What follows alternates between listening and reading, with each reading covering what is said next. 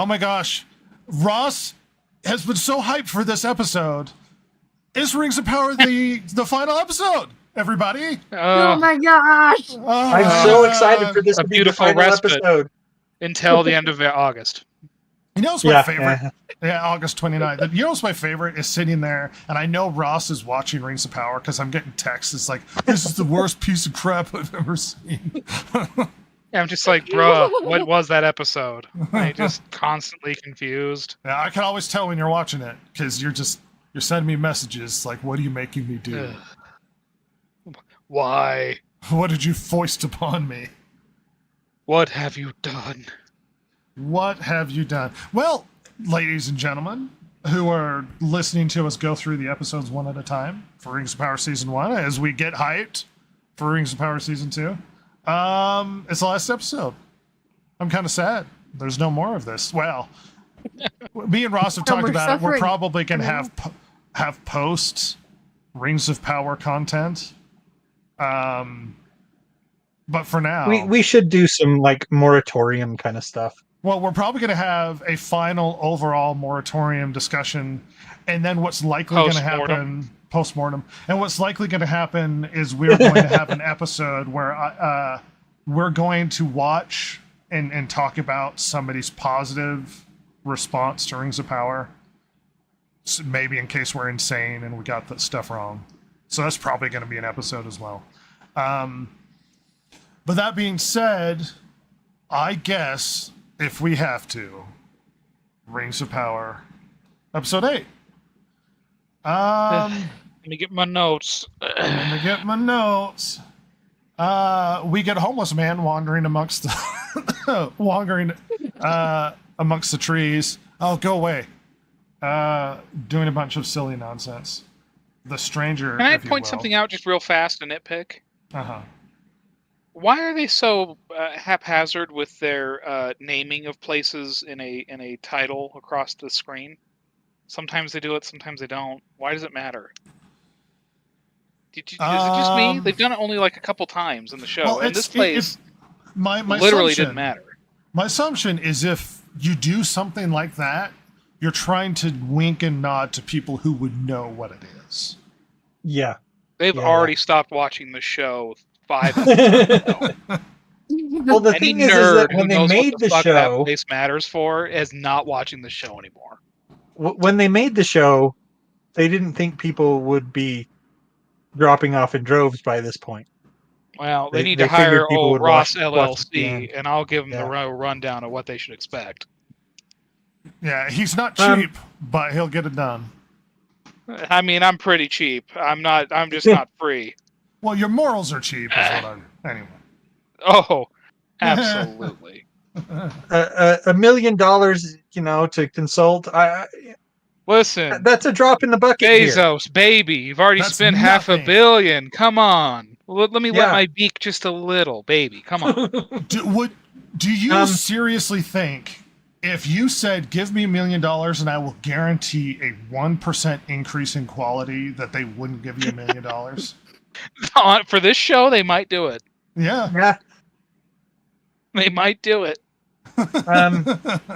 Does anybody else think it's really weird how far that apple rolled away from the stranger when he dropped it? On it. Yeah, I kind of had old enough vibes from this moment. Oh my god.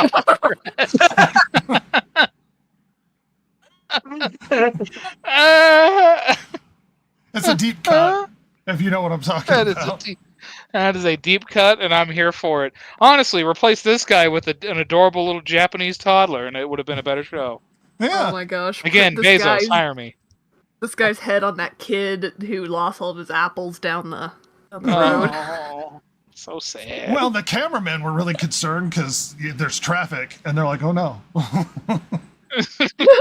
Uh-oh. My fish basket. Oh no. It's one of the greatest narrative episodes of all time. I would watch that episode 20 times before I'd watch another season 1 Rings of Power. That being said, he loses his apple because he thinks he sees Nori, who turns into Slim Shady, uh, who stands The up. The Nazgal. The The Zen Nazgul. Brigade. Old Eminem here is hot off of his recent album, and is convinced, I guess, that he's Sauron, and they've been looking a long Yeah. time for this feller. I mean, they greet him as Lord Sauron. And So they're super hyped.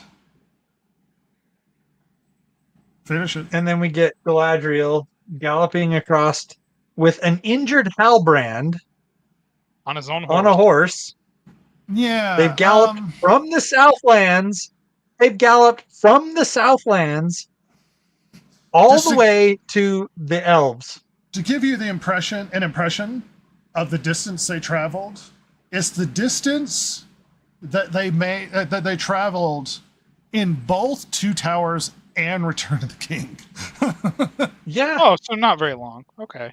Yeah. No. Yeah. It felt like we were trying to get a little bit of a Fellowship of the Ring moment where they're running with him, like desperately trying to get him healed.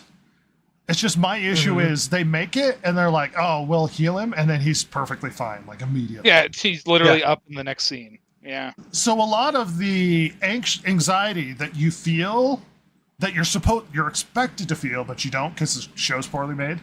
Oh no, he's in danger. We got to rush to get him help and snap. Like in Fellowship, like you at least get scenes where Frodo looks haggard and he's laying in bed. And he's not that great. You know what I mean? Yeah. So Frodo gets injured, and they have to get him to Rivendell, right? And it takes them forever to get him to Rivendell. And he's on the verge of death by the time they get him there. That was a shorter journey than what Galadriel had to drag a dying Halbrand from the Southlands to wherever this is, to Eregion. Yeah, it's Eregion. Yeah. So, I mean, this was a vast distance. Halbrand would have died. Frodo even gets he would have been dead way before they got there. Frodo gets a fever dream with people standing over him trying to heal him too. Yeah. So, I mean, it doesn't happen right away. We get Agent Smith saying words over his face in a fever dream. At any rate, we cut to Elrond talking to Celebrimbor, and they're having a conversation of the urgency of the fact that they didn't get enough mithril, and problems are going on, and this is really serious. And look, it's Galadriel, and Elrond's like, "What are you doing here?" Yeah, because that's a big problem. Because we sent you away. Hey! I thought you were in heaven. Yeah. Why are you here? Why are you here? And she's like, it's not important. But we cut to Halbrand in bed, and then looking at each other like this is really important. Oh my god, you could feel the energy draining out of me as I'm talking about this show. But by the way, there's a line, I think it's right here, or maybe it's in the next scene, but where he's like, "How is it you are here?" And she just goes back, "Well, how is it you are here?" And it's like, was he not supposed to leave? Where did you expect him to be? I'm sorry. What? Who the hell are you? Like what?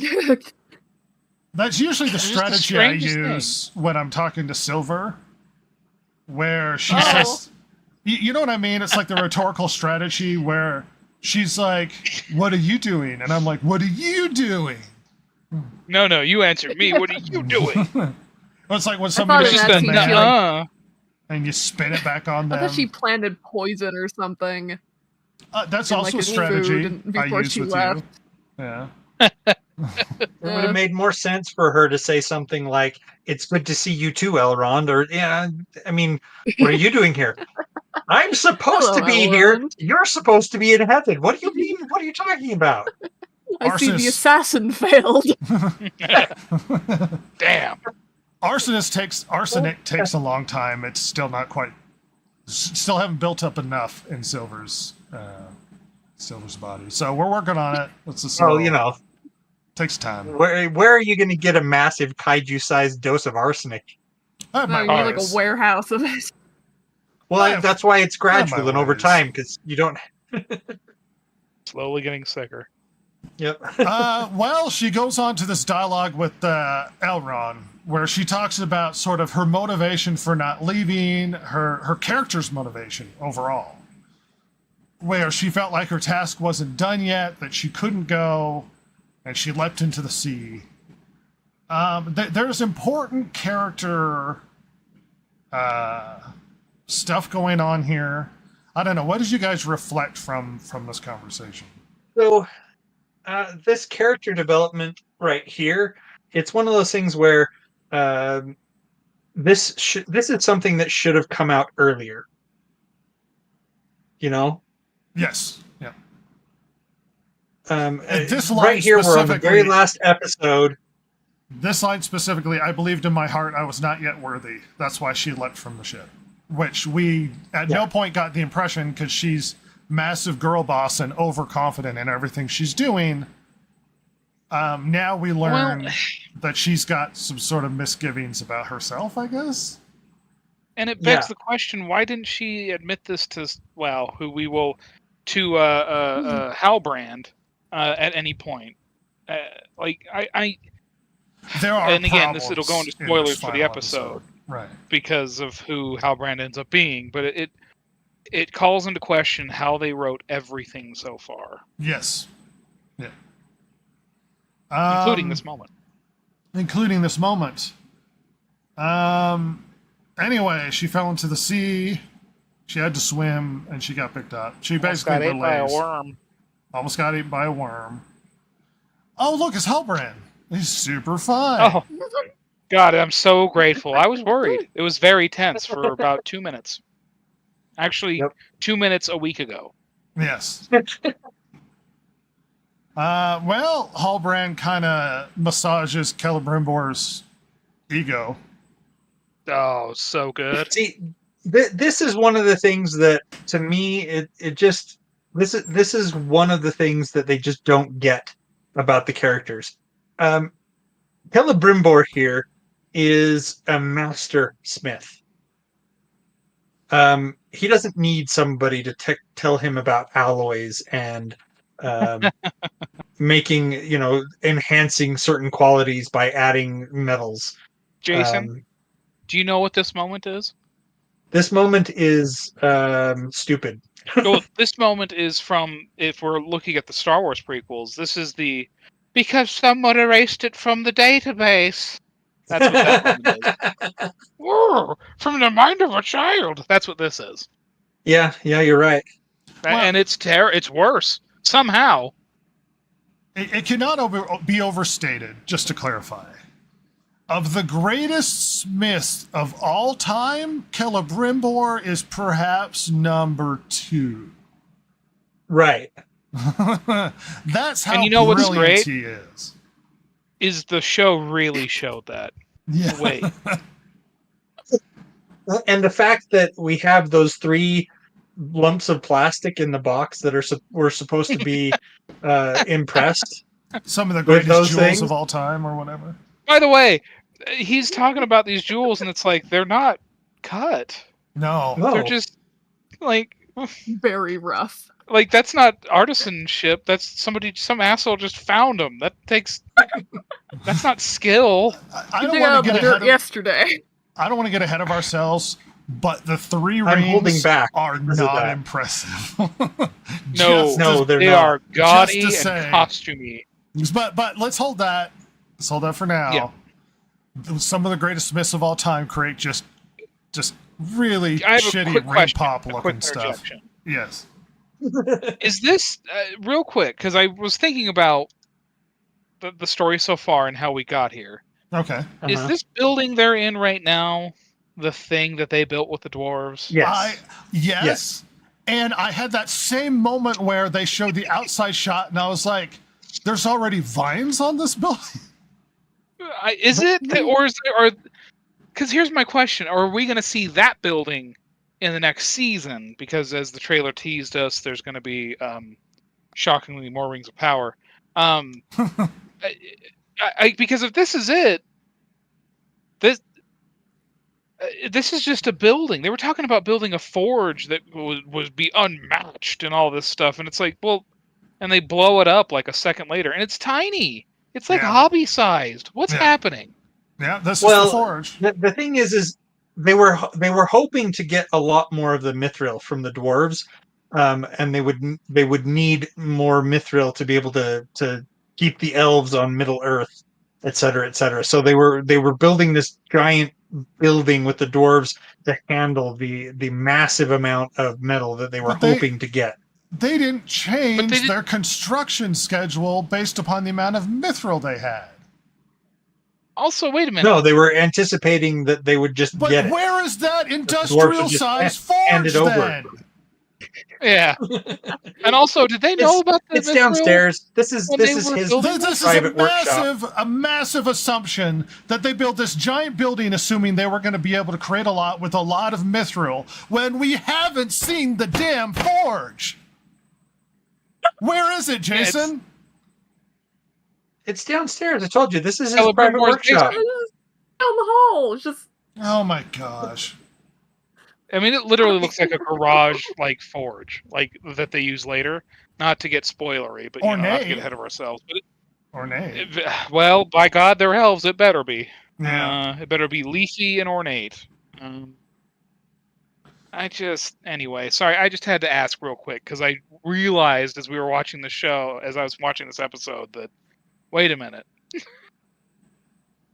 Sorry. Go on. Well, to clarify, because we're talking around the conversation, nobody's actually described what's happened. This scene is pivotally important for what happens in Rings of Power.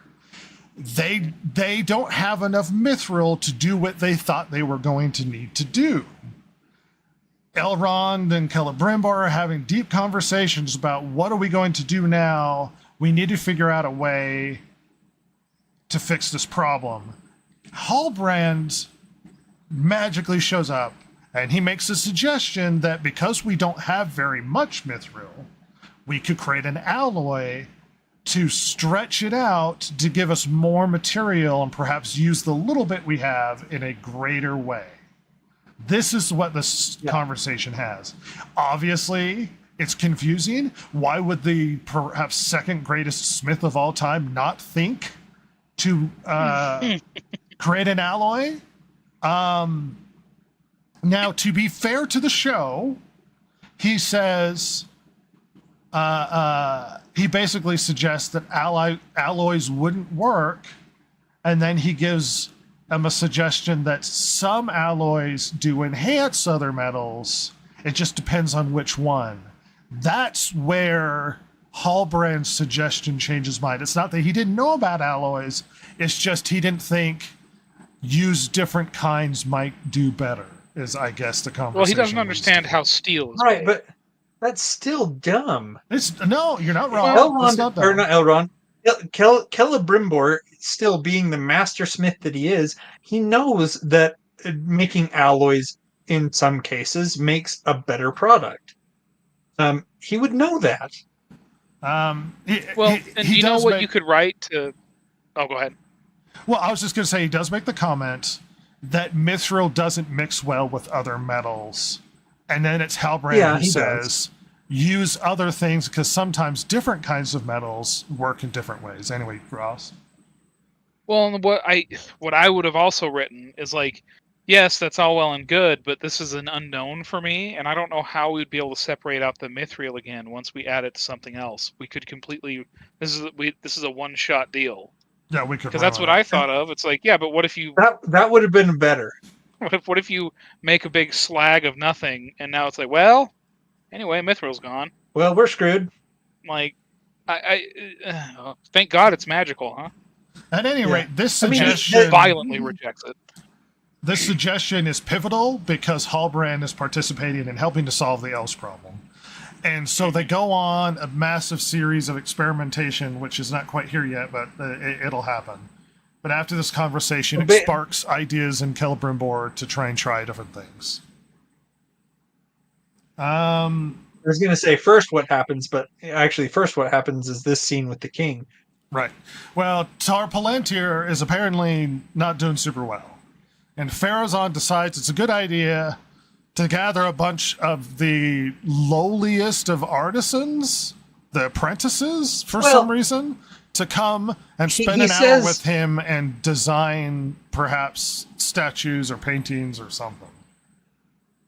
He says that, like, they have to create a tomb worthy of the king, and they have master artisans that are working on it. And then he says something about, like, you guys have been chosen to compete here, to come up with something. It just seems silly. I'm whether going or to not- gather yeah. the least experienced artisans to come stare at him for an hour. Well, Literally, you know what I thought this was going to be? Girl character has been artisan part of the guild for what, 2 days? Or it could have been 2 years. We don't know. Well, there is a weird passage of time in this show. Well, you know what I thought this was going to lead to? I thought he was setting these idiots up, these mooks, these fools, to be blamed for the death of the king. That would have been interesting. Because you're leaving alone lowly people with this very important man. And why? What? I was confused. It feels like the only reason why this whole scene is set up is so that girl character specifically can be here. This seems like this is why this scene exists. Yes. Absolutely. For developing her character. That is why, yeah. Otherwise, there's no reason. Ross does make a good point with this being a setup for him blaming someone for the death of the king, because at that point he's like, "Oh, the king died. I and my wife is who knows where, so I got to be in charge." I mean, and then maybe, but I got no indication that that's what he was trying to do. I'm just saying that's what I thought it was going to be, and they did nothing to indicate that. So it was literally just a scene to have her the lady in there with him. Yeah, and it's like, oh, again, Jeff, call me. I work cheap. And then the king wakes up. Well, here's the thing. The whole point is because it feels like her character hasn't had enough to do, and they need her character to have stuff to do because she's useless and a made-up character that doesn't exist in the lore. And that's why she's here, so that she can sit there and interact with the king as the king eventually wakes up, which Jace was alluding to. But this seems like a massive waste of time. It does, and it also goes back to what we've criticized before about the Palantir, where the king says, we need to go back to our roots, and then opens the door to the Palantir chamber, and she walks up to it, and the thing is that it was established. If we leave out the books for this, and we just go by what was established, and we go just by what was established in Peter Jackson's Lord of the Rings, we already know that the Palantir isn't a crystal ball. Yeah, I know. We've had this conversation, so all of this is off lore, all of it. Here's my issue with this moment. The way it's set up, he has a delusional moment where he wakes up and he opens the secret door. It feels like this is something to reveal to the audience, something that you didn't know was there. But we already know that the secret room is there. So why does the scene exist? It specifically exists, it must, to reveal the secret room to that character specifically. When I'm going to do a spoiler, it doesn't pay off at all for the rest of the season. We don't learn that this adds anything to his character. Her character. She learns nothing more. Why is it important that she's there? Why is it important that we reveal the secret chamber that she uncovers the Palantir? It adds nothing to her character because we get no payoff for the rest of the season. This is the last episode, and this is the last time we see these characters. They're setting up something that has zero payoff, that goes nowhere. So we have to assume that in season 2 that happened a year or so later, that they're going to just pay off a scene solely set up for this character alone. It's entirely possible that because it wasn't for the audience, she because has we already something knew to the do with secret the room downfall. existed. Right. So why is this happening? What is this? What is this for? Someone explain this to me. I don't know. To set up that he has to die before Muriel gets home. I mean, Okay. what I started thinking just now was that that because we already know that Numenor is going to be destroyed. It could be No, we don't. that We somehow do not. We do not know it's going to be destroyed because this show doesn't follow the flippin' lore.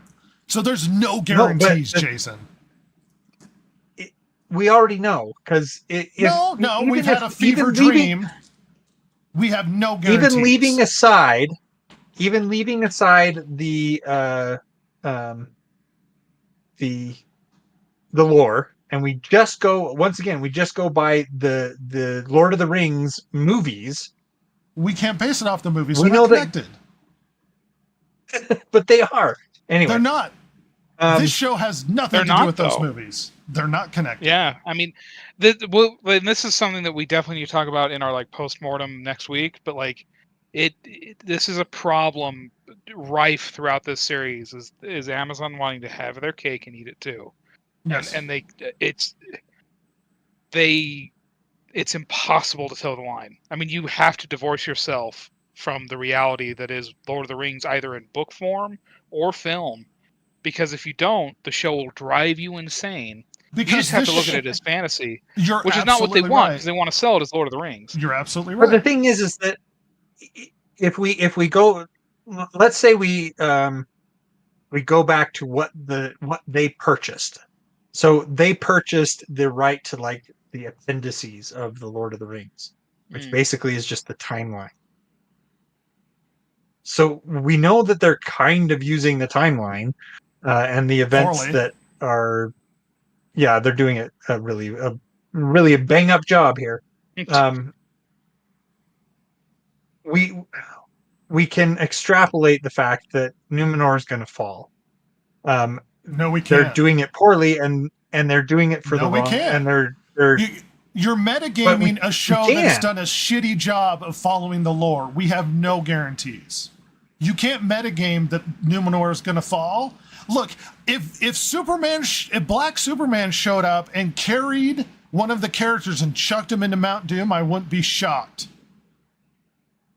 That's how poorly this follows the lore. So you can't say that we know this is going to happen when they've already ruined everything connected to the lore. They've contradicted stuff in the Peter Jackson movies. There is no guarantees. Yes. There is no guarantees. While I agree with you in some sense, I can't agree on this one. This is something that if it doesn't happen, it's what gives even you worse so great confidence in Amazon? Oh, I have no confidence in Amazon whatsoever. What I'm saying is, I wouldn't be shocked if a giant ass descended from the sky, and shit out the giant wave that destroyed Numenor. That also wouldn't shock me. But the thing is that if Numenor doesn't fall, then Gondor never gets created, and Elendil never becomes king. I don't think that they're going to stray that far.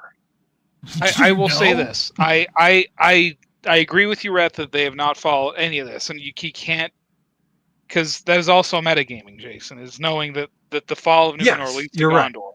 However, I will say the show is strongly setting up the possible reality, almost the inevitability, if you follow the Palantir, of Numenor falling. Of this idea that if we don't go down the right path, Numenor will fall. Yeah. So I mean, they're trying to sprinkle it in. Yeah. I mean, not well. No. But they are doing. I have a feeling that whatever they're trying to set up here, with her seeing the Palantir and the Palantir suddenly becoming a crystal ball and showing visions of the future. It could be that whatever it is that's going on here, she misinterprets it and then has a hand in hastening the downfall of Numenor. I mean, that might be the case, but the problem with the downfall of Numenor in the lore, not in this show, is it happens over a long period of time, where they begin to do things like Morgoth. Hold on, where they start to do things like Morgoth worship. It's not directly involved with Sauron. Basically the whole society goes corrupt and goes shitty. It happens over an extended period of time where they start to worship the wrong gods. They start to sacrifice people to Morgoth.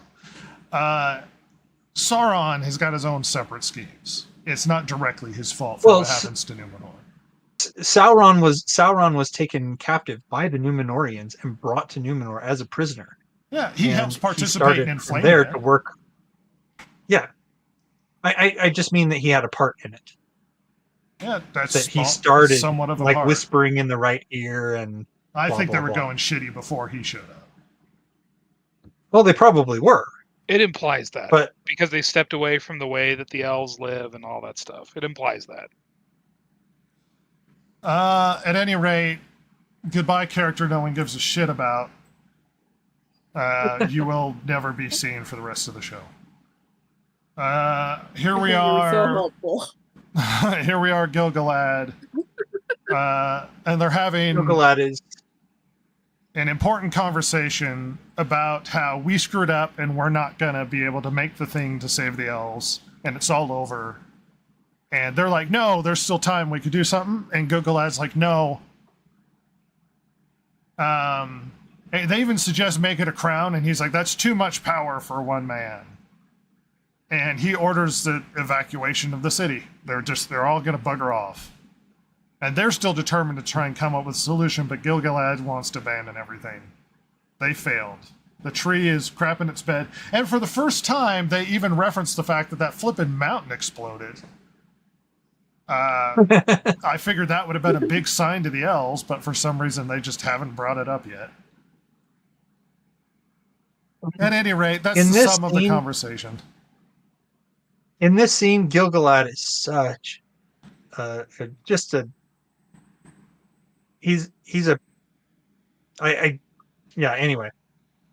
I don't know exactly.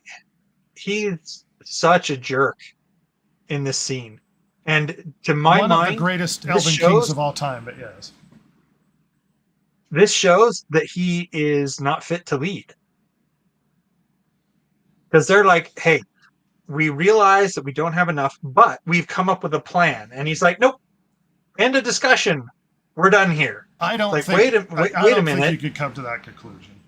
That he's not fit to lead. That's what he did. That's what he did. He said, we have a plan. We can still make this work. And Gil-galad's like, nope. Well, okay, so from his perspective, time has run out. They don't have months to stay. They have to leave now. That doesn't mean he's a bad leader. He's actually making the tough call of like, I can't keep everybody around hoping it works out and watch them die. We have to start leaving. That's not a bad leader. That doesn't imply he's not fit to lead. You can't run a country based on hope. You're right. You can't. But in my estimation here, he was actually hoping for a solution. They didn't really know that this mithril thing was going to work. They just figured it might. And then they're like, we can still make this work. We can still make this work. And he cuts them off. They say they think they can make it work. That's not a guarantee. There's nothing that says that he can't do both. That he can't start sending people away. Because he's already been doing it. He sent a whole boatload back with Galadriel. He can start sending people back to Valinor. There's no problem with that. And he can say, okay, you guys have a couple months. Go to it. See what you can do. He says they don't have a couple months. But he ends up giving them 3 months on Elrond's asking him for 3 weeks. 3 weeks? Yes. He still gives them time. Yes, that's almost He still gives them time to try it. Okay. So how's that? But make he him still a bad gives him leader? time. It's because he won't even consider it. He did. He gave them time. But not until Elrond was like, "You owe me this," and he's like, "I owe Doesn't you that nothing." mean he He's like, considered it? "No." He completely What rejected are you it talking right about, Jason? What am I talking about? They told him their plan. They said, "This is our plan. We can make it work." And Gil-galad's like, "Nope, we're done here. Pack up and get out." And it wasn't until Elrond came to him and said, "Give me some more time," that he's finally like, "Okay, 3 weeks." Does that not imply that he thought about it? No, he still doesn't think What it's going the to hell work. are you He's talking about? He's humoring Elrond. Elrond asked, he's like, "You owe me this." He's like, "I owe you nothing." If it wasn't for Elrond's next line, which was, "Then give it to me just because I'm asking for it," Jason's he wouldn't have been done hit it. in He the would head. have said, "Okay, we're packing up and going home." All right, I'm sick of this conversation. I'm moving on. Anyway, they have 2 weeks, 3 weeks, whatever. They're going to do something, but they have to evacuate because apparently the tree is practically dead.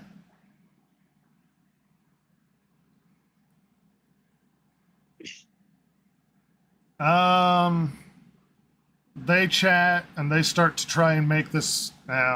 We're at ad time, which means I have to shut this down and let the ad play. Ross? Hmm? I have to let the ad play in the background. Oh, okay. Talk about something. Oh God. So, I mean, like, what about the show? I mean, can I just say in the trailer for the next season, I'm fascinated they tried to build up some fellowship moments. Did you notice that? They really want to have that moment. Well, they want to imply that there's this. Yeah, there's a lot. They spend a lot of time alluding to the movies, even though they have nothing to do with them. Yeah, they really want that. They even use like lines and quotes from the films. Yep. And we're talking the It's really films strange. and not necessarily the books, which is funny. They pull directly quotes from the movies. All right. New Well, line his should- Galadriel, I don't know. It seems like she immediately starts to second guess Galadriel because he said, I don't You mean remember Halbrand? him making some sort of quote where he says power over the flesh, but immediately she's like, I don't trust him. I've heard that. Well, do you know where she Yeah. got that from? No, I don't remember. Oh yeah. That came from first Orc Man. What's his name? The evil guy running Adar. Because he said that Sauron went up to the north where she was at the beginning of the show to learn power over the flesh. Like that's what he told her. And so when she hears that, that's why she asked Celebrimbor where he heard that from. I knew there had to be some connection. I just completely forgot.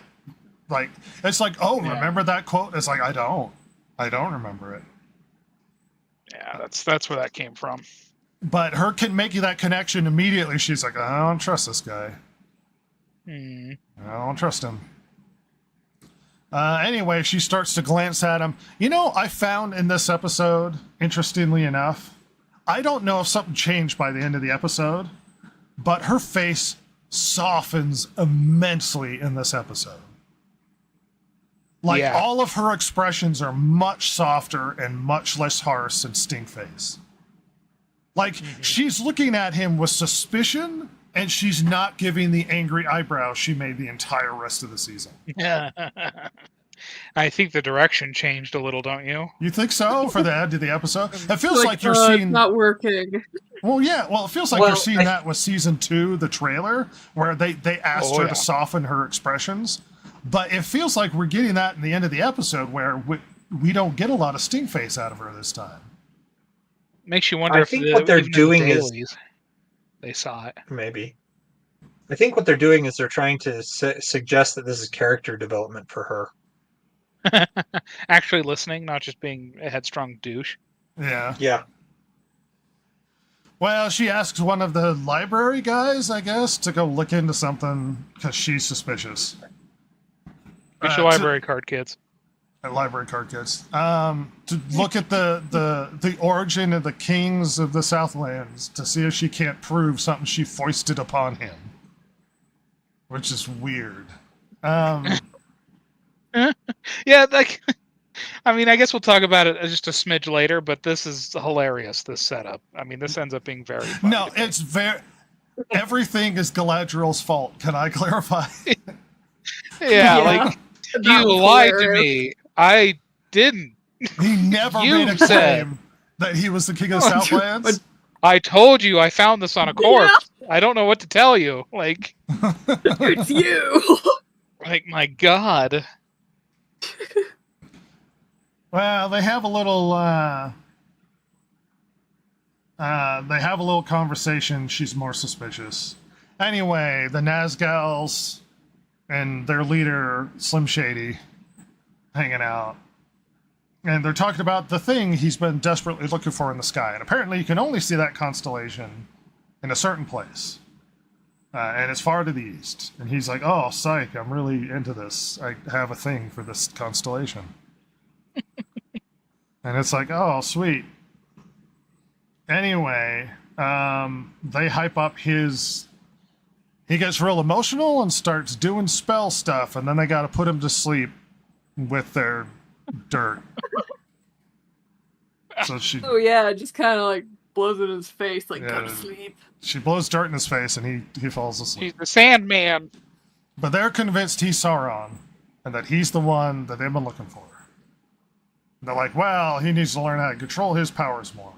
And the Harfoots show up, the magical Harfoots. They're like, we're going to save him, I guess? Yeah. They feel they need to save him. And they get into shenanigans and start throwing rocks and hitting the Nazgals with the heavily robed but very exposed leg shots. Well, Yeah, if you're into them gams, these are the if you're into them, them gams. these are the androgynous women for you. She becomes a rapper, gets real famous. She gets money. Yeah. Mom spaghetti. It's a At good any thing that rate, she has a career after this. Yeah, thank God. well, he gets really upset because of how they're interacting with the Harfoots. And he starts magicking, well, and then they go, "Oh, he's They not go the to person release that he him, was." and it's not him. Yeah, it's so Yeah. funny. They just like tucked him away in the bushes. Like what? It's just funny that suddenly they're like, "Oh, he's not the guy we thought he was." There's a lot of that in the show. Hey, you're the king of the Southlands. Specifically, No. this episode, by the way. Yes. Uh, Implying that, Oh, go ahead. you're Sauron. Wait, no, he isn't. I'm good. Don't you Yeah, think that you can line. make conclusions was about so dumb. characters when they tell you who they are instead of foisting upon some sort of identity? No, Is you this a have to do problem with the writers? And it's hilarious that if you are the servants of some dark entity, I mean, surely you would understand, like, hey, maybe don't tip my hand immediately. Maybe just be like, hey, you're important to us. Like, you have power that you know is like you would convince them of something, not necessarily that they are the guy you're looking for. Like this like you wouldn't.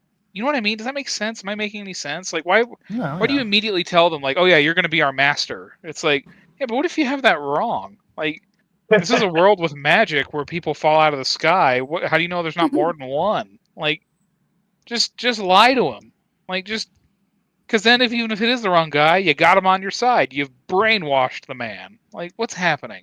I don't. Yeah, but if you're fanatical yourself, you're probably not gonna do that. You're probably just gonna grasp onto the first person you think is the chosen Yeah. one, or in this case, Lord Sauron, and just be like, "Oh, Lord Sauron, we worship you." These guys So don't bad. seem to have that self-preservation instinct. They're pretty dumb. Well, it's just, we met a homeless man. Of course, he's our great dark lord. There's a hobo. What made them Don't you change know their that's mind? how all They Dark go- Lords start? They just suddenly go, "Oh, he's Istari. Oh no!" And then they get obliterated. Because he starts I to have think a Harry Potter magic fight, I guess. Yeah, I think You're a wizard. When Harry. I was young, they thought I was Sauron. He's the hobo that lived. yeah. Bilbo Baggins, did you know they thought I was Sauron? I don't know if we've mentioned that obviously that the stranger here wins the fight. But I think that the Slim Shady survives. Oh yeah, I think you're right. I can't remember though. I was I don't laughing know. so hard at the "I'm good" moment that See, there's I a part forgot. where he exposes them for what they are, wraiths of some sort, He's and like, "I am he starts good." I'm he Like good. starts Iron Giant or something. yeah Superman.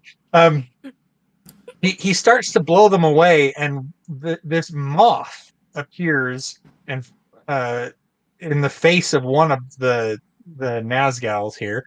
I believe it's the Slim Shady one, and it flutters away while the rest of them get obliterated.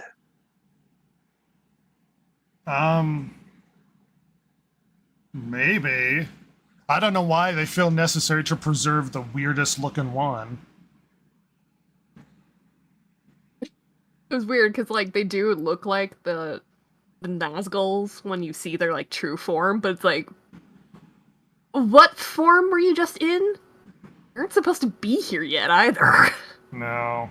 And the Nazgul They're just supposed to be random are raised. men.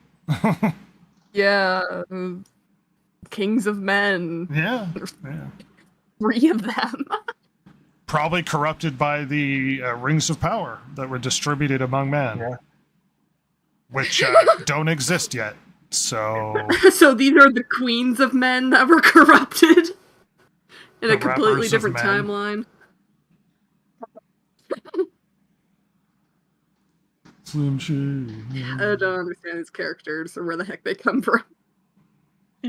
Well, I don't know why girl Nori figures out that he needs that stick, but she gives him stick and he obliterates the Nazgul. She's like, here, Yeah, you could use this. That's another thing that's like, why would you immediately assume that you've seen him do magic, but somehow he needs a staff that the bad guys were using? I don't know. It seems like stuff the audience it's like writing with the expectation the audience fills in holes rather than the sort of thinking about the characters would know anything about what's going on. It's like the audience is like, well, he needs a wizard staff, whereas the characters, why in the world would the characters know this? Yeah, they've Yeah. never seen a I wizard mean, before. it makes sense if you're, if you're going into a sword fight and you don't have a sword, that you need one of those. But you've already seen the stranger do magic.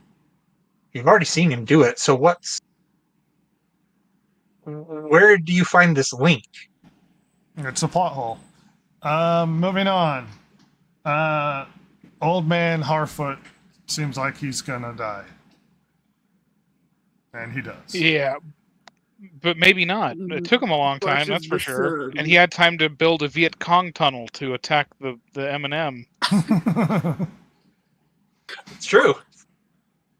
I think we're supposed to be Strangest very, sequence. very emotional about this character's death. Like they sell it hard, like we have some sort of emotional, I don't know, currency invested in this individual, and we don't. I don't even know this guy's name. That's a good Well, question. I'll Sadok Burrows. yeah. Yeah, All we we're know- very attached to this character. All we know about this guy is that he's the leader of the Harfoots, and anytime anybody has, a sniffle, he leaves them behind. Rather than like, well, let's all band together and help each other out and whatnot. It's like, no, you sneezed, you're at the back of the line, and if we leave you, you're gone. So you're right. They're trying to tug on our heartstrings here, but we don't have any sympathy for this character because this character is pretty much a sociopath. It's the Society of Ayn Rand Hobbits. Yeah. Ross gets it. Yeah, I do get it. As soon as you're burned to society, get out of here. This is Meritocracy. Get out of Yeah. here. Done. Yeah. No one walks alone unless you're a burden. Then you walk alone. Yeah. All right, boat stuff, I guess. And there's a weird scene with Muriel Yeah. where he expresses sympathy and she gets really belligerent. Yeah. Don't talk to He me, says you're doing little really man. well, Your Majesty. It's like he wasn't It was talking to me. Yeah, she says something like, "Don't be condescending to me." I'm like, Also, why are you counting that anyway when immediately you go upstairs? I thought she was going to go up there and act like she was completely fine by counting the steps, Because she knew how far to walk up on board if she was talking to the soldiers. Right, and then but no, she just goes up there with her blindfold, and I'm like, why were you counting that? Well, see, that was confusing because they're trying to express her independent, strong nature, where she's going to figure out her world, Yeah. she's going to memorize the steps between things. On a ship she's going to temporarily be on. Why invest so much time memorizing the structure and the shape of the ship? And then I thought, well, maybe it's because she's trying to be super independent so she can't display her vulnerability. And then she wears a blindfold in front of everybody. So I don't know what they're trying to do here. Very I thought she was strange. going to give some speech up on deck. And a and blindfold walk as they're going the into 9 their steps. capital. Yes. Yeah. So she's not hiding it. Yeah. So I don't know what this was for. Other than probably that Well, and there's like a line of, weird tension "Don't be between them. condescending." Yeah, there's like a weird tension. Like, is it romantical? Like, what's happening? It's so strange. I don't understand the vibe in this scene at all. Like, No. whatever. It seems like people are trying to come to terms with who's to blame for the events. And no one knows how to interpret those events, I suppose. Well, yeah, I don't know, because on the one hand, it seems like Elendil doesn't want to go back to Middle Earth. It was like in the last episode, it's like, I can't wait to get out of here kind of thing. That's the vibes he was giving me. And then they have this scene with him and the Queen, and the Queen is like, "Oh, we're going back," and she says something about, because of your loss, I would understand if you took leave, and he's like, "No, I ain't taking leave." I was under the impression that you didn't want to do this, and you were regretting everything. So, okay. There's I a lot guess of pick a poorly stance structured writing stick with with a lot it. of contradictions within, like, Yeah. scenes and contradictions. This scene is also confusing.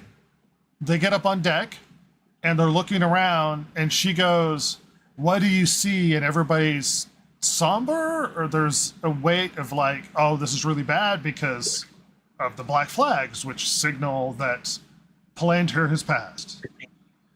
King has died. Here's a few problems. This scene presents it as if it's supposed to be a shocking, "Oh no, he passed away." When the man's bedridden, we've all been expecting him to die any minute now. Why are we all really surprised that the black flags are put out like it's presented like it's a shocking moment, like, oh no, he's dead, and it's like, you really thought he was going to last very long? And then no one would tell her what I it never is. got that. Yeah, that Like, was the weird scene part. Annoyed me. The fact that everyone was silent, and at any time, Elendil could have turned to her and said, "I'm sorry, Your Majesty, but your father is passed." Or just say there's black anything. flags. Yeah. Black tails. Well, it's The presented. complete silence is so annoying. And It's she's presented like, what's going like on? What do you see?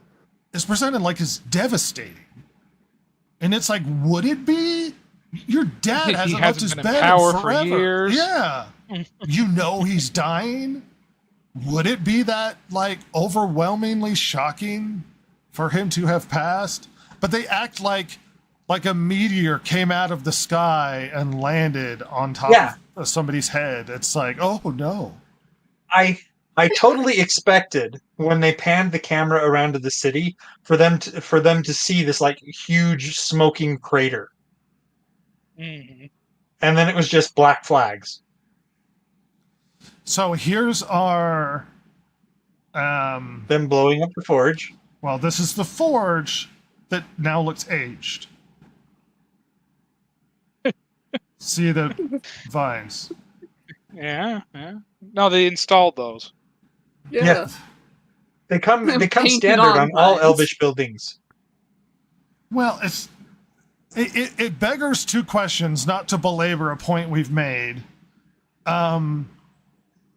Either the elves manually spread vines over for aesthetic purposes, or a great deal of time has passed that they have not given us an indication that a great deal of time has passed.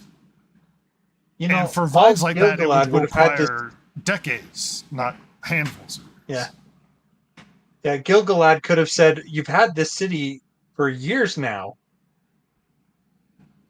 and you have no results."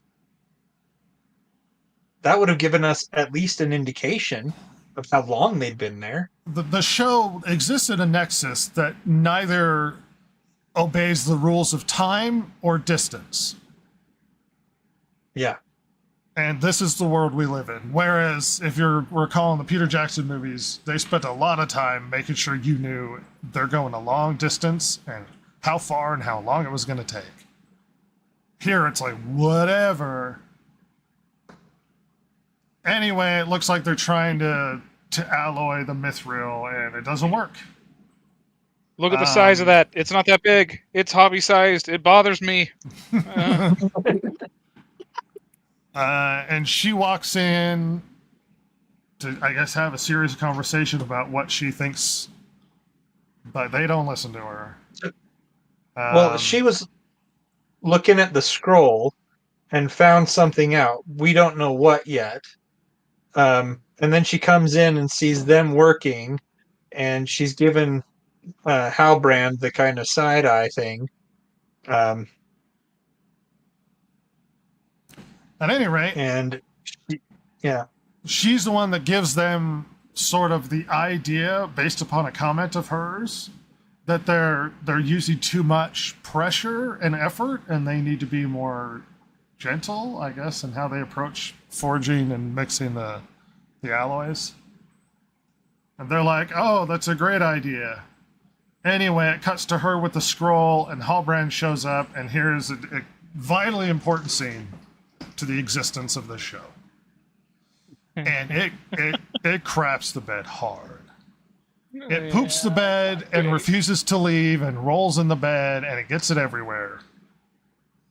It's a problem. No one will clean the sheets, or at least replace them. Gotta burn it. It's gonna put sheets over them. Fine. More sheets over the top of the bad sheets, the stinky sheets. So they have a conversation, and she goes, "The line of the kings of the Southlands no longer exists, because they didn't have sons. So how can you claim to be king of the Southlands?" And he's like, "I didn't." And by the way, 1,000 years ago, the line died out. 1,000 years. She doesn't remember that?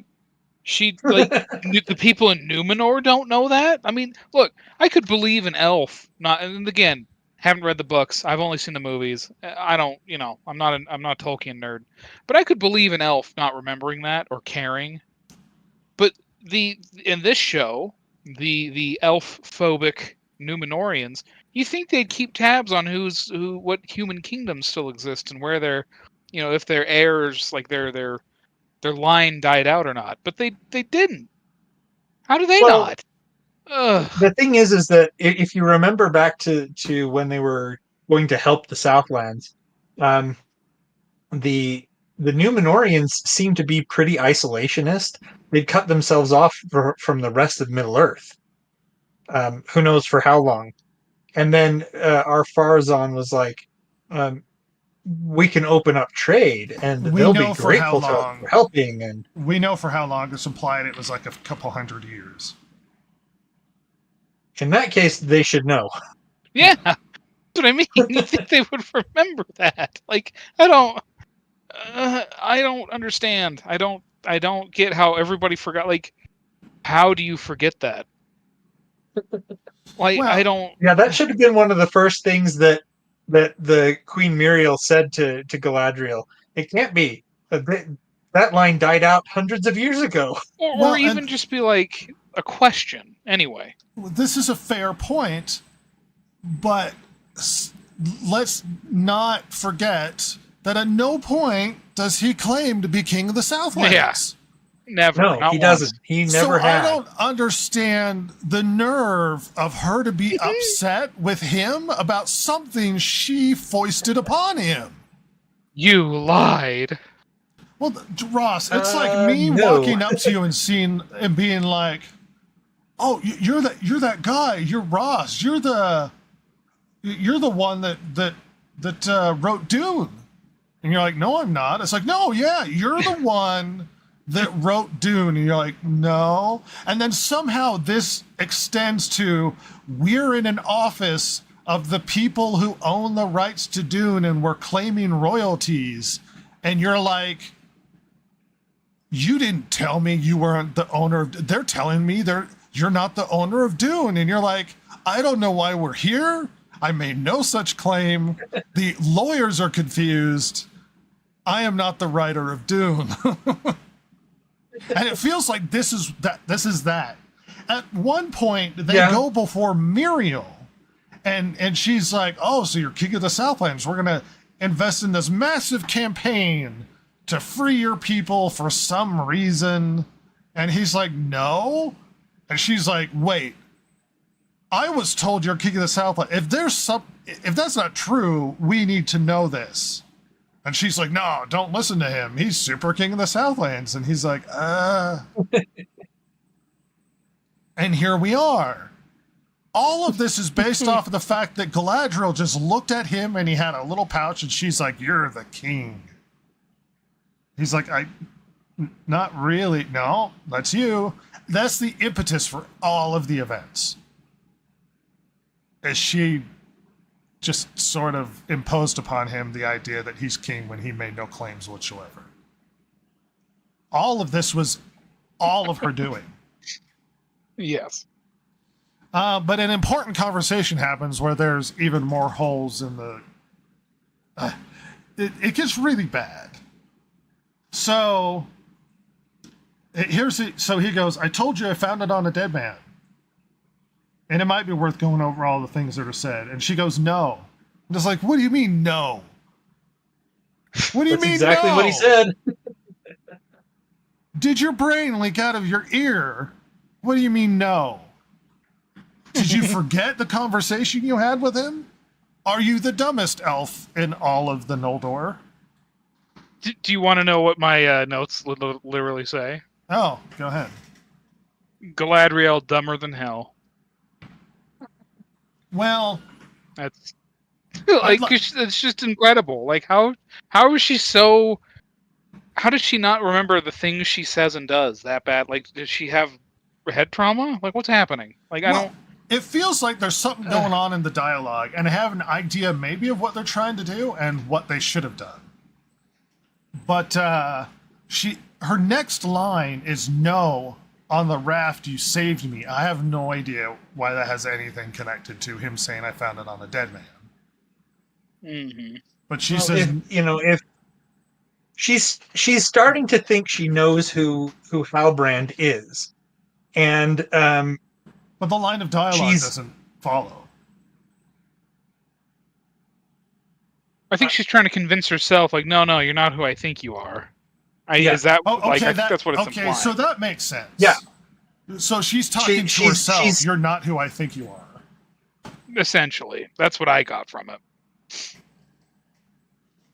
Yeah. What I got was she's coming to the realization that this is Sauron standing before her, and she doesn't want that to be true. And if it was Sauron, she can't reconcile the fact that Sauron would actually do something good. No, you saved me on the raft. That means you can't be the person I'm thinking you are. Yeah, and I think she probably realized who it was the second she realized the Southlands doesn't have a kingdom anymore. And then he goes, on the raft, you saved me. A lot of the dialogue makes me... Let's move on, but I have issues with how this dialogue is written. It is a bit cringy when he's like, on the raft, you saved me. It's like implying that he fell in love with her and decided to put aside his evil nature. He fell into the water and nearly drowned, and she jumped in and saved him. Yeah. Okay. My issue with the dialogue is that she presents, no, you're a different person. You can't be Sauron, who I think I'm coming to the conclusion to. And he's countering with points like her memory is misconstruing the events. And I'm trying to figure out, why is it implying her memory is not remembering events accurately? Because she says, no, you saved me on the raft. And he goes, no, you saved me. Well, I thought it was implying... No, I thought it was implied because they pulled her out of the water. And then, like, he saved her from the worm, well, then how come he said, no, you saved me? Because he did save her, like, she did save him from drowning in that water, right? Like, because he got stuck on that rope? Yeah. Hmm? Well, I thought that she was the one that got stuck on the rope. No, he tied himself to the rope. She didn't. He tied himself to, like, the little mast or whatever. I swear that was her that did that. Anyway, I'd have to go back and then she goes, you convinced Muriel to save the men of Middle Earth. Once again, she's misremembering the events. And he goes, you convinced her. I want to remain a Numenor, which is true. Yeah. Well, that's my point. Are they trying to suggest he manipulated her the whole time? But at no point did the show imply that's what was happening. Right. Where she's I didn't get that at all. Because she goes, you convinced them. And he goes, no, you convinced them. Which is why I'm going like, is her memory bad? Did she misremembering the events that occurred? She's like, you said you were the king of the Southlands. And he goes, no, you said that. I said I found it on a dead guy. You saved me in the water. He's like, no, you saved me in the water. So in my point, it felt like he was saying you're misremembering what happened. That's what gaslighting her. Yes. And he's right. You convinced her. And he goes, she goes, you fought beside me. And he's like, against your enemy and mine. So I don't know what they were trying to do here. If she was talking to herself out of the idea that he's Sauron, or they're implying that she's lost her mind and misremembering the events. It felt like, now grant me a minute, that they could have done something very interesting here, where they do a flashback to each of these points she's making and show what she saw is not what happened. And then you can imply that Sauron was manipulating it the whole time. That he was changing events to get her to do things, and she was remembering it the way he wants her to remember it, not the way she actually remembered it. Well, not the way that actually happened. You know what I mean? Yeah, yeah. It feels like a missed opportunity, because then you can go like, oh, there was this nefarious scheming goal that Sauron had throughout the entire series. That events that were happening were not the way we saw them, but he was changing things, and that what her memory is misinterpreted. Instead, it's just like, I guess she misremembered what happened. You could even imply he was the one that giving her that anger and bloodlust, but at no point does it suggest that at all. That she's just a psychopath who forgot she was the impetus behind convincing Muriel to go to war? Because that's the conclusion. Well, that's kind of a like I put in my notes like this would be a lot more effective if they had set this up at all, but they didn't. Like, like none of this has been either to have him as a whisperer, as a because they kind of do in this episode. They sort of like right up until this point, they kind of a couple times sprinkle in like, oh, like, because he mentions to her like, and I won't let them forget that you did that for me, or that was pretty creepy. Yeah, just dumb little like even just little things here and there. But this is the first episode he's done that. He's never done that before. He's always been like, no, I'm staying in Numenor. I'm not doing that. No, I'm not. I found this on a corpse. No, and it's just like, well, why not? If you wanted to set him up as who his character is, then have even just mildly, even in very rational ways, be convincing people of things. Like have him convince people of things that make sense. Like and build it up into the point where he's now convincing the elves to make rings of power for him. Like that would be better than what they did. Yeah, but they just dropped it. I mean, he was reluctant right up until like an episode or two ago. He was like, "Fine, I'll do it. I'm the king," and then now it's like, now he's the deceiver, the whisperer of many things. It's like, what now? But you could have justified all of the bad behavior from Galadriel if you set it up that he was the one manipulating things, but that's not what happened. Like, you could have salvaged in fact, a lot her of bad the behavior started. Show. Yeah, her bad behavior started before she even met Halbrand. Yes. Yeah. But you could have salvaged a lot of the events by just slightly changing things where it's like he was leaving clues or convincing her that it's her idea, or you know what I mean? Mm-hmm. But instead, none of that happened. She's literally the evil character in this scenario. Sauron is supposed to be a master manipulator. That's what he's kind of known for. Yeah. He didn't do any of that. Even then, with her shock and upset, she doesn't look as angry as she did for the whole season. Her facial expressions are she not was as so harsh. much more mad at Muriel when those people saved her life. Yes. That's what's so baffling about this episode. Her facial expressions are much softer than they were before. And then she's like, tell me your name. I don't follow the logic that she came to the conclusion the way that she did. Just that he lied. But... yeah. And then he's like, I'm really old. So poorly set up. Yeah, well, I've been awake since before the break into the first silence. And she's like, oh no. And then she appears in heaven, Valinor. And she's talking to her brother, who is essentially Sauron, whispering in her ear. And they have a conversation.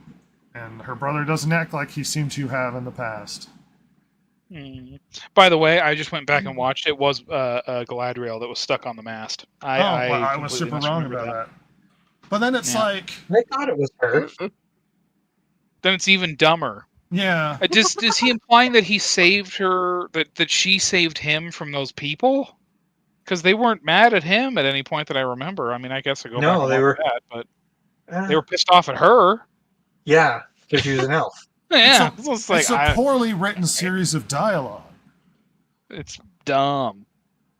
I mean, Anyway. maybe there was something about her saving. I don't know. Don't either. Maybe he was implying that her just being there made it so that they escaped from the worm thing while the others died. Yeah. I just don't know. Well, her brother is expressing the motives of Sauron. That he's trying to do good. He's seeking a way of helping, not to hurt everybody. He's trying to help everybody. There's a lot of looking. We get a little tear moment. She successfully pulls it out of one eye. The other one's just dry. Had to draw it out of there. Maybe some clear eyes or something. Definitely eye drops. And they zoom to the moment where they're on the raft. And they proceed with their conversation.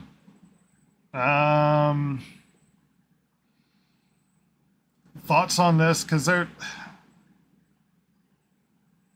basically trying to imply that he's not as nefarious as she always thought he was, and he's trying to help Middle Earth with these two scenes. Yeah, he's trying to convince her that, like, no, I'll be the power, but you'll bind me to the light, and together things will be great. Yeah, like I was evil, but when Morgoth died, now I realize I don't want to do that. What? Well, why are you showing me a weird evil version of yourself in the water? Yeah.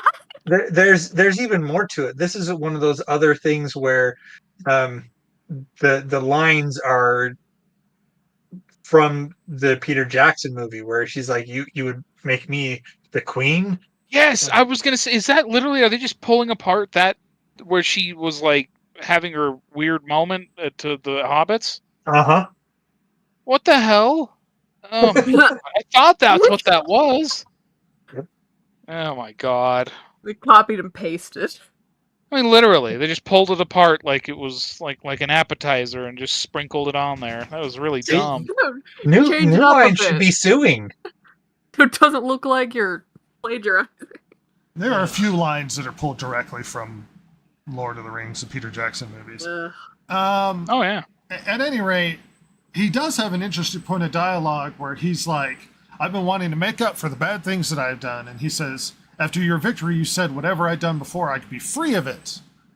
Sort of throwing her words back at her, like, can't I make up for the things that I've done, even if I'm super evil Sauron man? Yeah, and he has a point. I told you I'd done evil, and you said you didn't care. Well, I didn't know it's that kind of evil. Yeah, it's one of those things where, yes, you can make up for evil, but the way he wants to make up for that evil is to basically enslave everyone. I don't know what his idea of it doesn't say enslave yet. It just says rule. But you could assume he would enslave everybody, but no, because he's trying to make a pitch, and he goes, "See, we'll rescue the world by making them slaves." Like, that's not part of his pitch. It'll be great. Yeah. And he does make the offer to rule with me.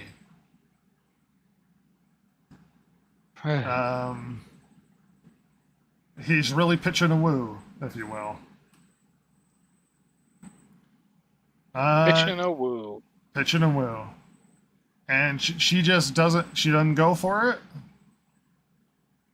And it feels like they're trying to give us the impression that a great amount of, like, her failures come down upon her, and she's blaming herself for, she's like, how stupid could I be?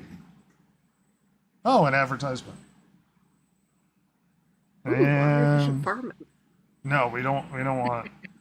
Oh. No farming. Oh. Silver, what are you thinking? It feels like they really rushed the last episode, and they're just like, we gotta end it. Throw it all together fast. It feels very not put together. We went from, like, pretty good episode last time to, wow, this one sucks. Well, I mean, not necessarily pretty good, but it was good in a sense that we actually got character development and interesting things happen, where we got almost no character development in the rest of the show. Well, just got a bunch more questions from this one. Well, Elrond finds her. She's a moist strumpet in a river, and he pulls her out, and she's super suspicious of him because she can't trust anybody. Oh, we get another single eye tear. I wonder if Morphin Clark can only come out of one eye. Right from one side. It's always that right eye. Just always shoot her on the left side of the screen. Be very convincing. Yeah. Anyway, it almost implies like she's gonna try and stop them, but they're almost done. I don't know. Because she goes rushing in, and it's like, we can't. At any rate, they're going to finish with it, and she makes the suggestion that we should make 3 rings instead of 2. For reasons. 1 will always corrupt, 2 will divide, I guess. And then he's like, we need exquisite gold and silver for the making. Something come from Valinor. So they need her brother's dagger. It feels like, look, it's an interesting callback to her obsession with holding this thing, this part of her brother that she has all around. But I also find it like, do we really have to imply that the rings are that personal related to her? That we have to use the dagger that her brother used to have, who died, that was the impetus for all of her rage against Sauron. It's just making her the center of the ring thing, is all I'm implying. Yeah. It's like, I mean, I guess it's a callback for her character, but... And you'd think that they would be able to, they've been in Middle-earth for a long time now, but you'd think that they'd have something lying around the place that was from Valinor still. That not everything from Valinor had been destroyed. Well, we're back to the stranger and Nori, and they're chatting about the things. Good now. Yeah, he could speak good. It's a good point, Val. He spent 30 minutes with the They-Them Brigade, and now he speaks English perfectly. He's like, they showed me. They changed my perspective on pronouns. Somehow unleashing that magic opened up some of his memories, something like that. Anyway. Yeah, and he's like, sorry, who I am. It mean wise man, also wizard. Yeah, he just admits, anyway, let's go. He just admits he's a wizard, and he's like, I've got to go. My biggest gripe with this whole setup is, all right, I'm going, and then the entire family is like, you have to go with him, leave. Like, why would she have to go with him? That doesn't make any sense.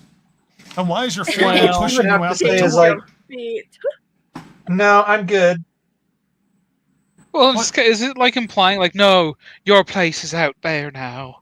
And it's like, but, like they're setting her free, but it's like, no, she was super chill to come hang out. Like, I don't, like, what, I was not, like, because they weren't setting up her being, like, uncomfortable now having to finally, like, go back to normal.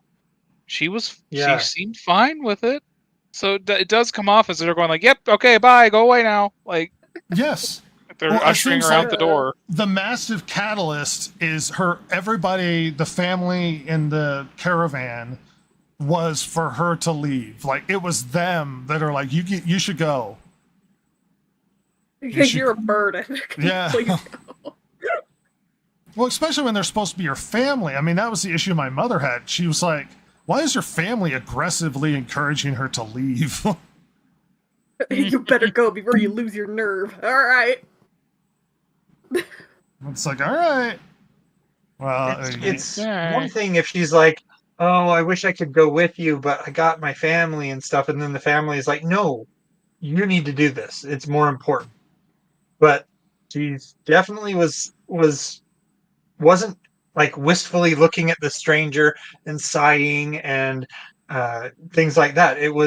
She was totally gonna be staying, and then it was like, never mind, I would at least get out of here. prefer some slight residence, like them talking to her and she being like, she's sort of looking off and he's in the distance, and then her mom or dad sitting there and be like, you know what, maybe he needs you. And then she's like, no. And then, but instead of immediately like, you need to go now. Yeah. There was no maybe. There was no slight conversation about it. It's just, yeah, you should leave. All right. I just remembered how adventurous she was. The Harfoots are first sociopaths. episode. When they were aggressively eating those berries, and they're like, "That's the life for you. Go, my child. Go now. Go now, strange man. Go change your feet." Well, time to let my 14-year-old daughter go away with the strange man. The large homeless person. Who has a tendency to be dangerous. Their tearful goodbyes. And and they cast her off into the world, which is very un-Harfoot of them. And he's like, "Yeah, we should go."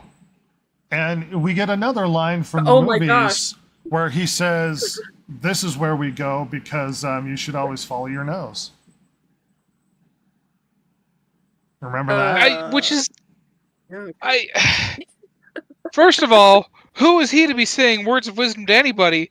They taught him how to eat. What the fuck? Yeah, he didn't know what food was. Yes. Like, what? She should just look up at him and be like, "You didn't know how to speak this language yesterday. Like, shut up. I don't want to hear this from you. What the get out of here. Like, this is awful." They just want that moment of Gandalf being folksy and have wisdom for the hobbits. So do all those who live through such times. Like, no, shut up. You're a weird bum. Like, oh my really god. Quick, kind of going back to when they were saying, Nora, you should go.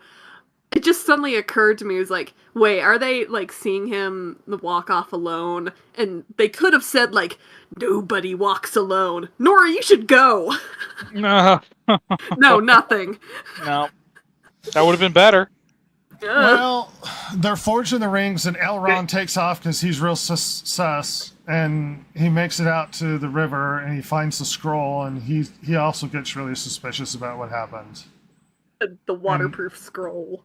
Right, that just super survived. And we get the horribly designed ring pops. These are ugly rings. A couple of things here. Yeah, they're gaudy and cheap looking. They're so bad. They would be so much better if they didn't have the big dumb jewels on them.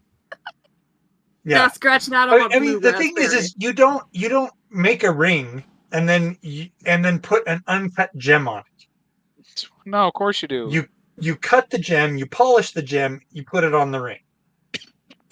That's one thing. But in the forging scene, did anybody else think it's really dumb that they basically melted the dagger into one they melted the dagger into one tray, and then they mixed it in with the mithril somehow, and it somehow, in pouring out the molten metal into the thing to harden into ingots, got 3 different ingots from the same pour. That's not how metal works, Jason. But that's how elf magic works. That's how mithril alloy works. Ring pop. So dumb.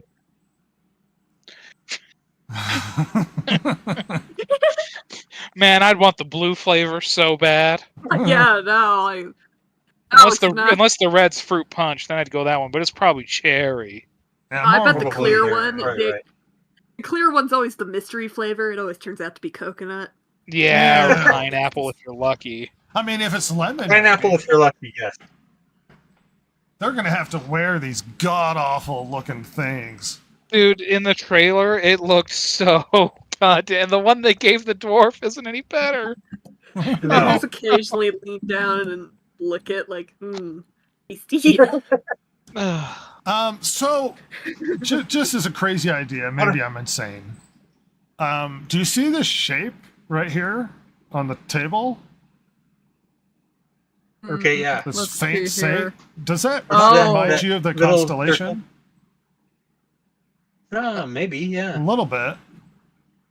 I mean, I might be insane, but I was like, wait. It looks Yeah, familiar. why is that? I don't know. You can kind of see another marking on, like, the bottom right. Do you Well, see there's it a kinda in flower between the here, blue and there's a red? squiggly squid man. Let's look at fish. There's a squiggly thing. This is Anyway, the true question of the series. What's with the stone?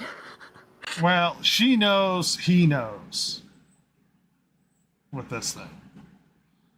I find it really concerning. She hasn't immediately told everybody Sauron was here and tricked everybody.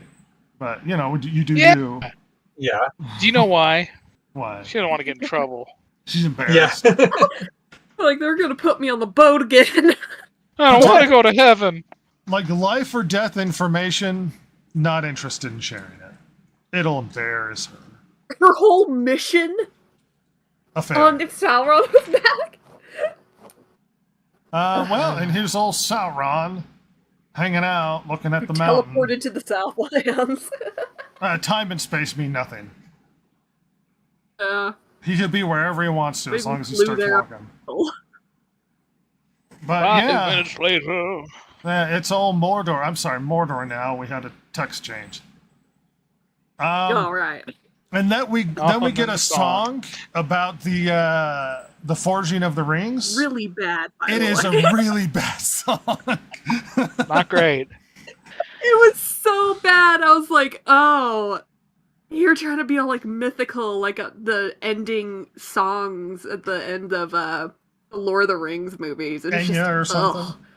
Ugh. Well, it's funny. I turned to my mother and was like, what an awful song. I was like, I should listen to the rest of this to fully analyze it. I could not get through it. I'm like, this is bad. So I did. Oh. Oh my gosh, you did it. I And put can I just myself say, through it.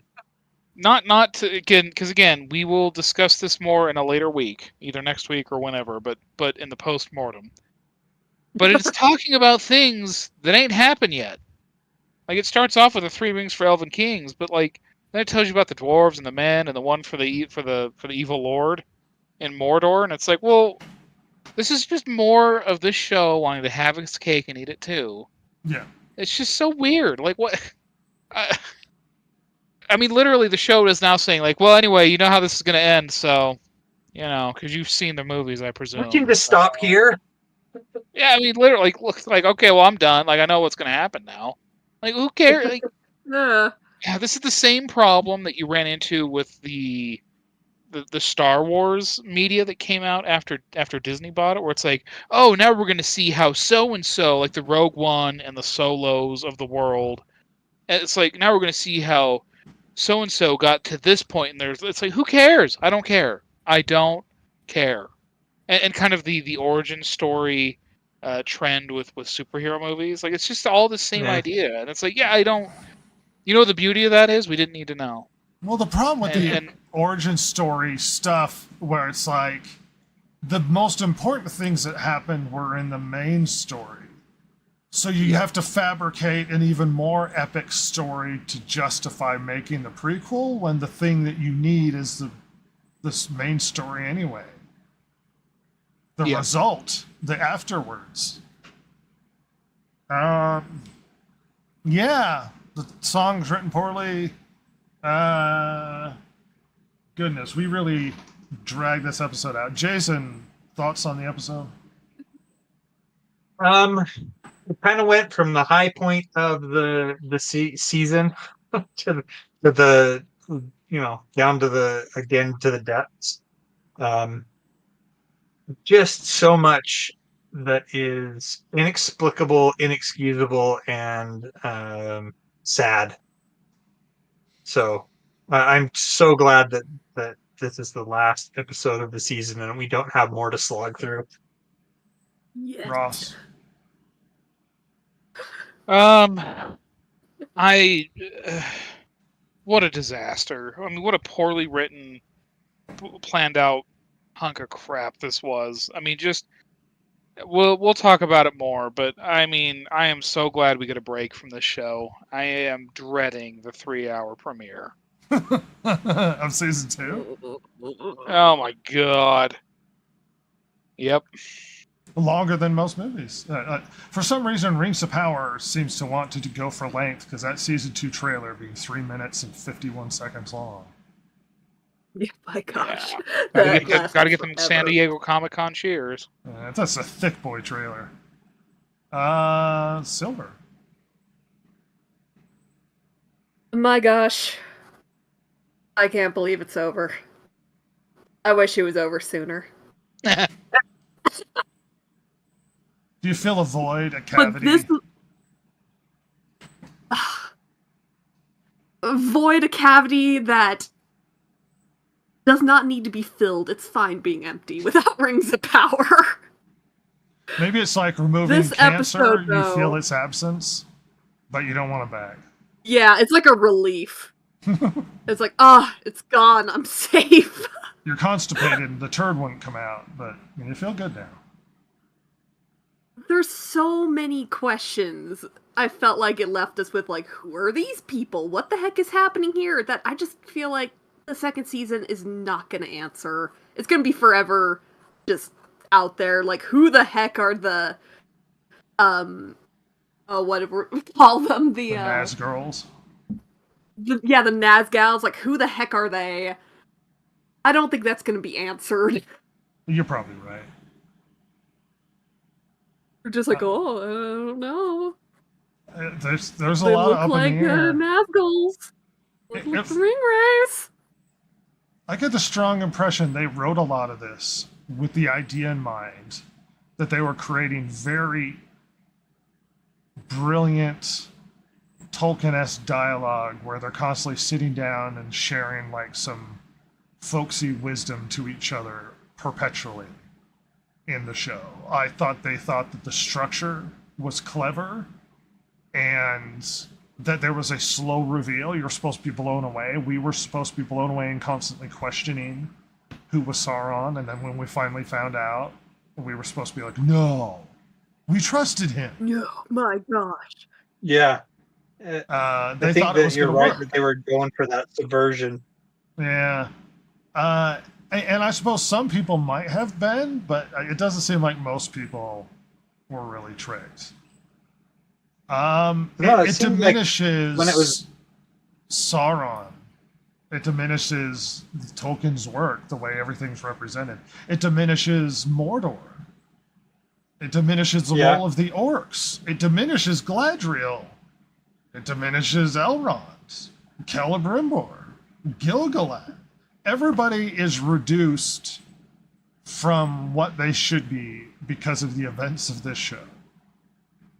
And I don't know how they salvage it if they can. Be now? I could tell you. Established. Who? Adar. Oh, Adar. He's like the first orc. He's just Adar. Yeah. Okay, I was like, so if we have Sauron now, are those two gonna get together and be like, hey, look, I got you an army or something? It seems to imply from the trailer that Adar is going to try to kill Sauron. Yeah, they don't seem like they like each other. Which, honestly, is one of the parts I'm kind of interested in, because Adar can act his way through this piece of shit show. Well, not to disappoint you, Ross, but Adar, the actor playing Adar, is not coming back. It's a different guy. No, Brett, no. Yeah. Why? No, God damn it, no. What? Yeah, he left. There's a new guy. This is She's like, devastating. I can't put my news. name to this anymore. I gotta go. I am devastated. The one part of the show that was convincing and interesting. Nuance And he ain't to his coming acting. back. No, he's not coming back. Yeah. Oh. You may be also disappointed, but Bronwyn is also not returning. Yeah, she's not returning. Yeah, that's fine. Like the character or just the actress? The character and The the actress is not returning. No, the character Yeah. and the actress. Sorry, yeah. So that was that? Okay.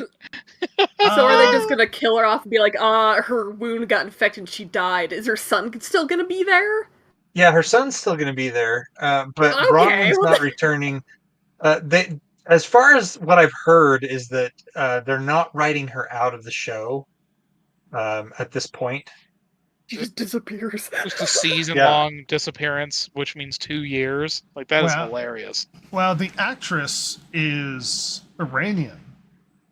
And apparently she's gone on to fight for women's rights. So I guess good for her.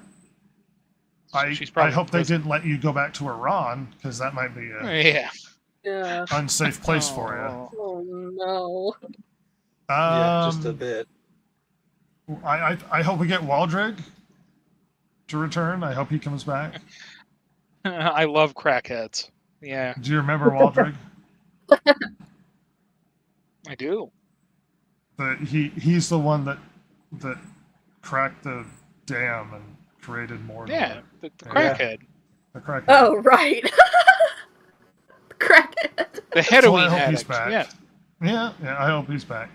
The really good actor in Adar is not coming back. We'll have to see. A lot of this conversation can be saved for a postmortem. But overall, it's a horrific steaming pile of horse crap, and I regret my life. That being said, we are going to run away from this show. Yes. May we never return to at least season 1. May my prayer be heard to the Lord in heaven that I never return and watch season 1 again. But yeah, let's get out of here. Thanks for coming along, everybody. We are going to we're going to end this podcast. Hooray! Hooray! Goodbye! Hooray! We did it, Sam.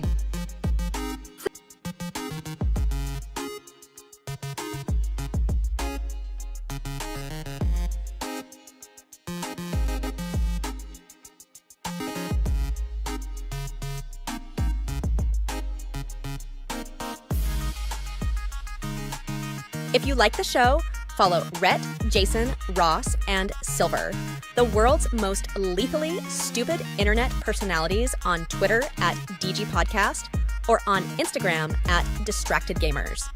If you liked or hated what you heard here today, you can email them at thedistractedgamers@gmail.com and share your feelings. Not that Jason would care, since he hasn't any, of course. Oh my God, it's so juicy!